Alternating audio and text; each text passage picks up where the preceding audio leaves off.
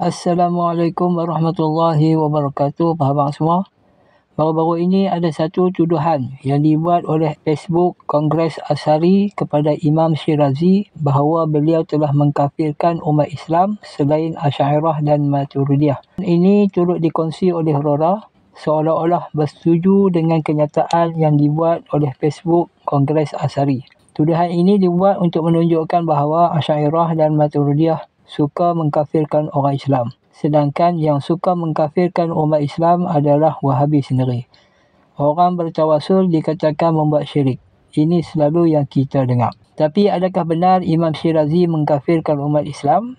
Jadi aku kongsikan jawapan atas tuduhan tersebut oleh Ustaz Syamsul Muda yang beliau jawab dalam Facebooknya. Aku baca dari awal sampai akhir. Ustaz Syamsul Muda berkata, Astaghfirullahalazim, ini tuduhan yang sangat-sangat berat. Imam Ash-Shirazi radhiyallahu anhu wafat pada 476 Hijrah, pengarang kitab Al-Muhazzab yang disyarah oleh Imam Nawawi.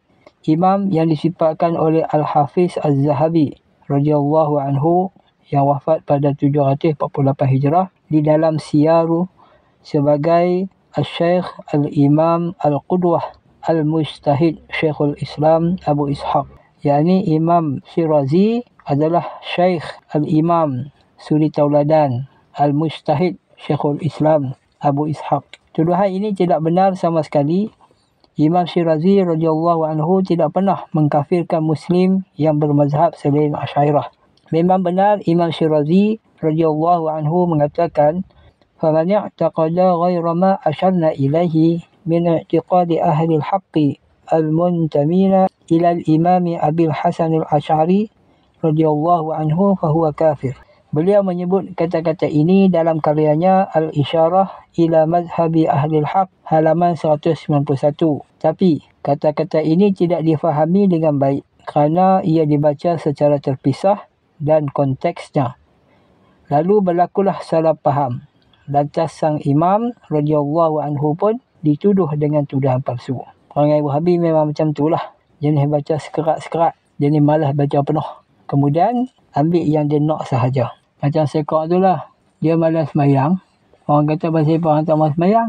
Dia kata dalam Quran ada sebut. Jangan mendekati solat. Wala taqrabus salah. Padahal ayat tu sambung lagi. Wa antum sukara. Jangan kamu mendekati solat dalam keadaan kamu mabuk.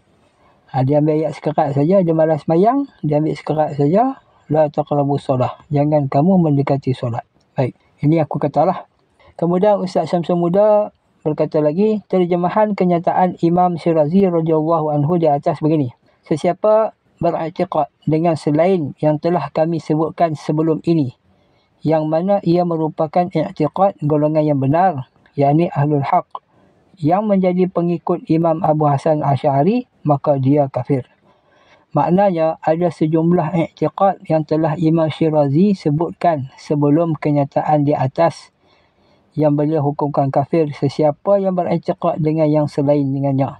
Maknanya Kongres Ash'ari ini tak baca daripada awal. Biasalah bapak ni. Dia ambil sekerat-sekerat, dia ambil yang dia nak pakai saja. Itu dia punya tabiat lah. Ambil sekerat, kemudian tipu masyarakat. Baik. Kemudian Ustaz Syamsul Muda berkata lagi, jadi, kenalah lihat dulu senarai i'tiqad tersebut sebelum terburu-buru membuat tuduhan mentakfir ke atas beliau radhiyallahu anhu.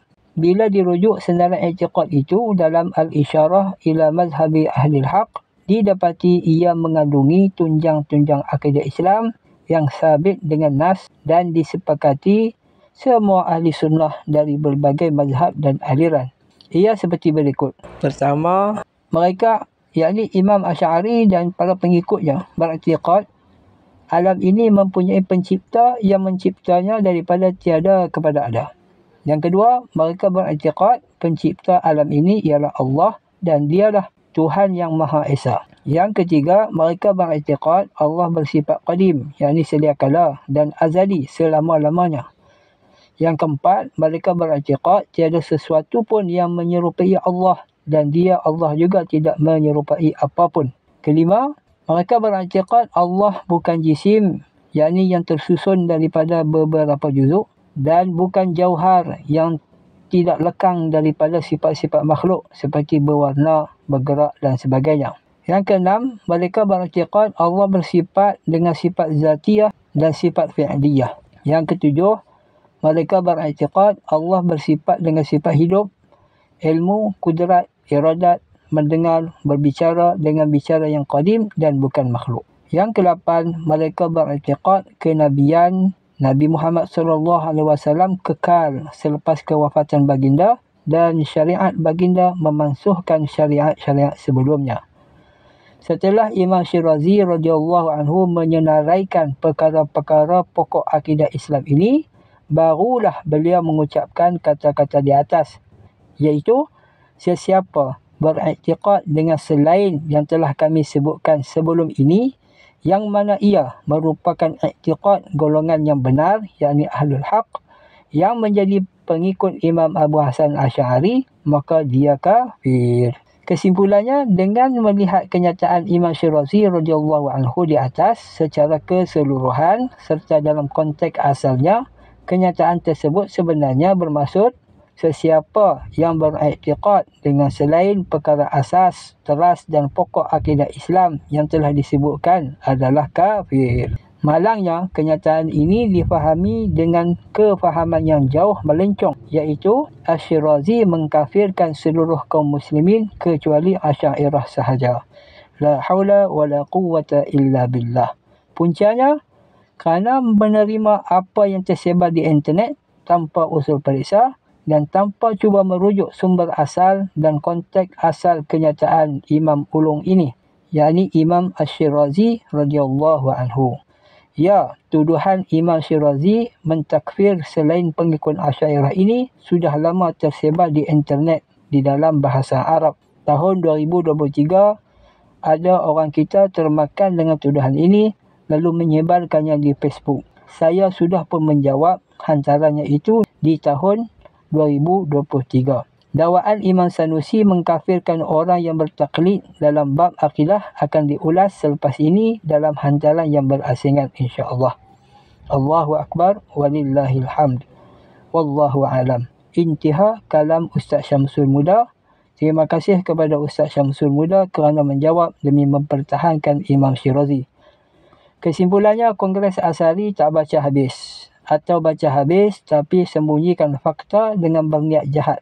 Disokong pula oleh Rora yang sama tak baca habis. Kemudian menipu masyarakat dengan cerita tak habis. Tara imam besar setelah Imam Syirazi pun mereka boleh buat main-main. Apa lagi kita tuan-tuan? Jahat pokok ni. Tak tahulah macam manalah lembu-lembu atau udang ni boleh ikut mereka. Sekadar itu sahaja. Assalamualaikum warahmatullahi wabarakatuh.